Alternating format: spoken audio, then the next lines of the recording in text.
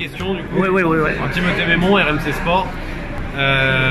Donc pour revenir sur cette équipe du Maroc, je disais c'est une équipe qui a vraiment des belles qualités en vue de la Coupe d'Afrique des Nations notamment. Nous on connaît beaucoup de joueurs en France puisque Abdelhamid joue à Reims, Kia Shafik à Dijon, Aïd Benasser à Saint-Etienne. Il y a aussi beaucoup de joueurs qu'on connaît comme Younes Belhanda qui fait partie des tout meilleurs joueurs du Maroc et que l'on a vu passer en France, notamment à Nice dernièrement, en partie à Galatasaray, mais voilà c'est quand même un joueur de haut niveau. Puis des joueurs comme Ziyech qui sont à mon avis l'avenir de la sélection, des très très grands joueurs. Ceci dit, ce qui me manque un peu dans cette équipe du Maroc, c'est l'homogénéité. Je le disais, il y a des très bons, Belhanda en fait partie, Ziyech en fait partie, et le reste de l'équipe est peut-être un petit peu en dessous. Voilà, il manquerait peut-être un très grand défenseur. Alors il y a Benassia, je ne sais pas ce qu'il en sera de son avenir pour la Coupe d'Afrique des Nations. Je crois qu'il s'interroge sur le sujet. C'est sûr qu'il pourra amener beaucoup en expérience, en professionnalisme aussi. Bref, voilà, en tout cas en vue de la CAN, je la vois faire un bon parcours, mais pas aller au bout parce que pas assez homogène. À Reims, Kia Shafik à Dijon, Aïd Benasser à Saint-Etienne. Il y a aussi beaucoup de joueurs qu'on connaît comme Younes Belhanda qui fait partie des tout meilleurs joueurs du Maroc et que l'on a vu passer en France, notamment à Nice dernièrement, en partie à Galatasaray, mais voilà c'est quand même un joueur de haut niveau. Puis des joueurs comme Ziyech qui sont à mon avis l'avenir de la sélection, des très très grands joueurs. Ceci dit, ce qui me manque un peu dans cette équipe du Maroc, c'est l'homogénéité. Je le disais, il y a des très bons, Belhanda en fait partie, Ziyech en fait partie, et le reste de l'équipe est peut-être un petit peu en dessous.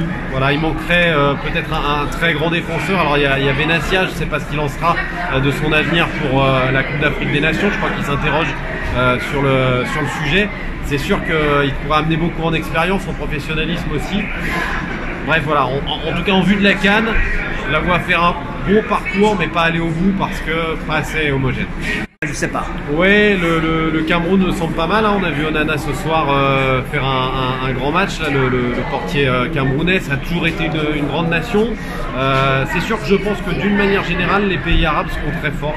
Je pense que la Tunisie, après sa petite expérience, sa toute première expérience en Coupe du Monde, a des choses à faire valoir. Là aussi, on voit pas mal de joueurs en Ligue 1. Naïm Sliti, par exemple, qui est un super joueur, un bon manieur de ballon, qui peut créer, qui en plus métamorphose un peu quand il est en sélection. En championnat, il est parfois un peu dilettante. En sélection, il est assez bon. Il y aura match, mais je vois plutôt effectivement une équipe comme le Cameroun aller au bout, l'Égypte éventuellement. Voilà. Vous avez un favori?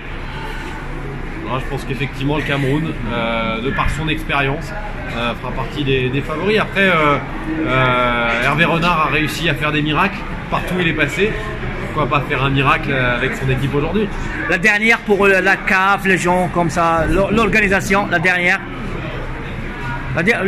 Ton conseil, la dernière pour les gens, une bonne organisation là-bas au Caire.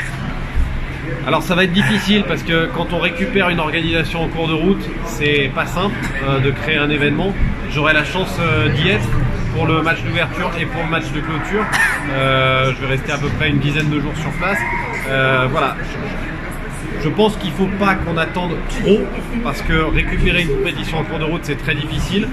Malheureusement le continent africain n'a pas assez de pays qui puissent véritablement avoir les infrastructures nécessaires. L'Afrique du Sud n'a pas pérennisé l'organisation de sa Coupe du Monde. On voit des stades comme celui de Soweto qui sont en total délabrement. Le Gabon était à mon avis une bonne option de repli, mais la situation politique est difficile. Le Cameroun aussi doit annuler parce que les stades ne sont pas prêts, mais aussi parce que la situation avec Boko Haram est, je crois, très compliquée. Attention, je ne suis pas un spécialiste de la politique, mais voilà, les situations sont compliquées.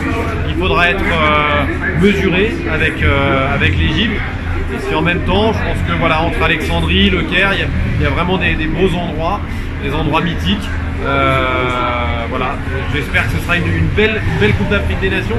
J'espère juste que la Coupe d'Afrique des Nations, voilà le conseil, c'est que moi je rêve de faire une Coupe d'Afrique des Nations depuis que je suis journaliste, depuis 15 ans. Pourquoi? Parce qu'on nous dit que c'est pas la même façon de travailler, c'est parfois un peu plus facile d'avoir accès aux joueurs. Et bah, tout ce qu'il faudrait, c'est que La Coupe d'Afrique des Nations garde ce côté convivial, cette facilité de relation entre les joueurs, les médias, le public, dans des stades avec des ambiances dingues, mais une grande proximité. C'est ce qu'on perd. Aujourd'hui, on a fait de la Ligue des Champions, tout est très cadré, tout est très carré, un peu trop parfois.